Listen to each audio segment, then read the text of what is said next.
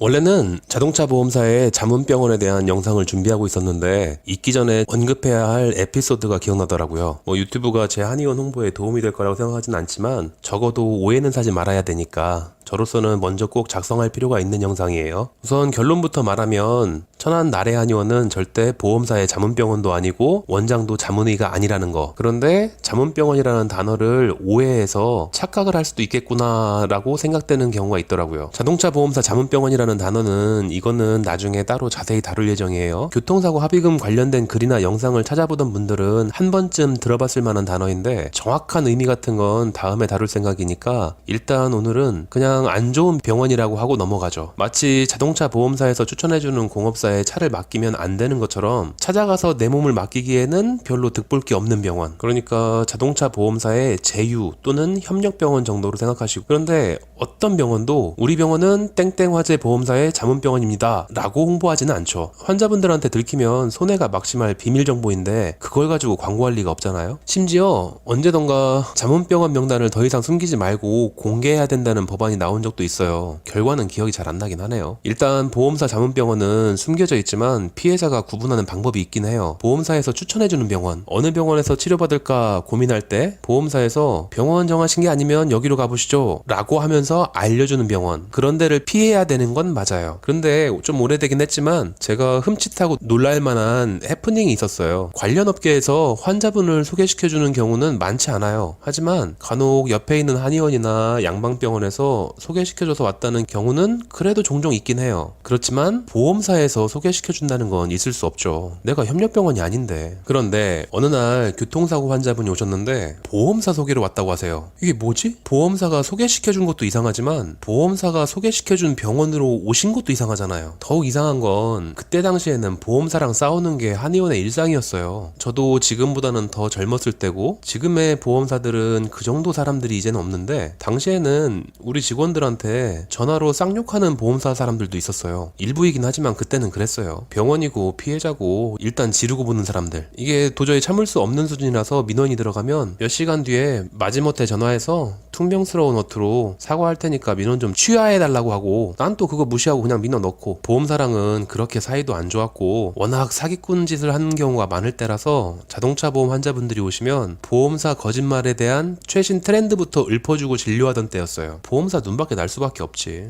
물론 지금은 아니에요. 일단 보험사 담당자분들 다들 태도만큼은 정중해요 이제. 하여간 그러던 시절인데 보험사에서 우리 한의원을 소개시켜줘? 설마 그게 또 사실이어도 문제야. 아까도 말했듯이 보험사랑 사이 좋다는 소문이 나면 득될 게 하나도 없어요. 그런 느낌이라도 받으면 바로 환자분들이 한의원 발길을 끊을 테니까 피해가 막심하죠. 근데 환자분 문진하면서 사고 상황을 보니까 일단 학생인데 버스를 타고 가다가 사고가 났대요. 버스가 신호대기 중이었는데 후방 추돌을 당했어요. 환자분은 교통사고가 처음이고 어떻게 해야 될지를 전혀 몰라서 버스 기사님에게 도움을 요청했대요. 그리고 사고 접수 요청하고 자신의 신상명세도 적어주고 그러고 등교를 한 거죠. 원래 그렇게 하면 안 되고 자기가 직접 기다려가지고 상대방 보험사를 만나야 돼요. 아니면은 가해자한테 얘기를 해야 되는 거지. 그런데 어쨌건 그때 버스 기사님이 도움을 주셨나봐요. 다음 날쯤 되면은 뭐 여기저기 아프기 시작할 테죠. 그래서 치료 받아야겠다 싶어서 제대로 사고 접수가 됐는지 확인을 해야겠는데 이것도 어떻게 하는 건지 잘 모르겠는 거예요. 일단 자기는 버스에 타고 있다가 사고가 난 거니까 버스 회사에 전화를 한 거죠. 그래서 연결된 곳이 버스 회사의 사고팀. 이것도 나중에 버스 사고에 대한 내용을 다룰 때 언급할 부분이긴 한데 각 버스 회사에는 교통사고를 담당하는 부서가 따로 있다고 하는 것 같아요. 이 환자분은 가해자의 보험사에 전화를 걸었어야 하는 건데 전화를 잘못한 거죠. 사실 버스 회사도 같은 피해자잖아요. 버스 회사에서는 전화를 받고 우리가 아니라 상대방 보험사에다 연락하는 거다. 핸드폰 봐라. 아마 문자 와 있을 거다. 라고 알려주셨고, 환자분은 이왕 전화 건 김에 버스 회사한테 물어본 거예요. 제가 천안을 잘 몰라서 그러는데 어느 병원을 가야 되느냐. 그랬더니 안서동에 살고 있으니까 그러면은 신부동이 가까울 테니 나래 한의원으로 가시라고 그렇게 알려주시더래요. 그때가 안서동에 아마 병원이나 한의원이 없었던 시절일 거예요. 그래서 왔대요. 그러니까 보험사가 아니라 버스 회사에서 추천해준 거죠. 그럼 그렇지. 보험사에서 추천해줄 이유가 전혀 없을 때인데. 그때 든 생각인데 일반인들은 정말 사고에 대한 정보가 평소에 전혀 없구나. 보험사가 피해자 쪽인지 가해자 쪽인지도 잘 모를 수도 있고 버스 회사와 보험사도 구분을 못하고, 그래서 상담 시에는 이제 그런 눈치가 보이면 정말 최대한 이해 쉽게 설명해야겠구나, 그런 걸 느끼고 넘어간 작은 해프닝 해프닝이었죠. 결론으로 일단 보험사에서 유도하는 병원을 피하는 거는 맞는데 그건 가해자 측 보험사에서 유도하는 병원을 피해야 하는 거고 같은 피해자 측의 말이라면 별 관계는 없어요. 그런 정도만 착각 없이 이해하시면 될 것 같아요. 다시 한번 강조하지만 천안 나래한 의원은 전문병원 같은 거 아니에요.